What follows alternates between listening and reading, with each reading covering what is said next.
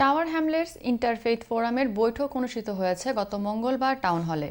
Meet the deputy mayor শীর্ষক এই বৈঠকে ডেপুটি মেয়র ও tackling inequality and the cost of living বিষয়ক cabinet member councillor Mayun Talukdar, বিভিন্ন ধর্মীয় নেতৃবৃন্দ, স্থানীয় বাসিন্দা এবং কাউন্সিলর ক্যাবিনেট সদস্যরা অংশগ্রহণ করেন। বৈঠকে সম্প্রীতি ও অংশীদারিত্ব জোরদারের অঙ্গীকার ব্যক্ত করা হয়।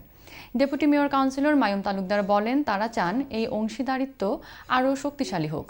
কাউন্সিল হিসেবে টাওয়ার হ্যামলেটস বিভিন্ন ধর্মীয় নেতাদের সাথে কাজ করতে চায় বলেও জানান তিনি। উল্লেখ্য, স্থানীয় নির্বাচনের পর নতুন ক্যাবিনেট সদস্যরা কমিউনিটির সঙ্গে সরাসরি সংযোগ স্থাপনে আগ্রহী। তারই ধারাবাহিকতায় এই ফোরাম বৈঠকটি সংহতি প্রতিষ্ঠায় গুরুত্বপূর্ণ ভূমিকা রাখছে বলে জানানো হয়।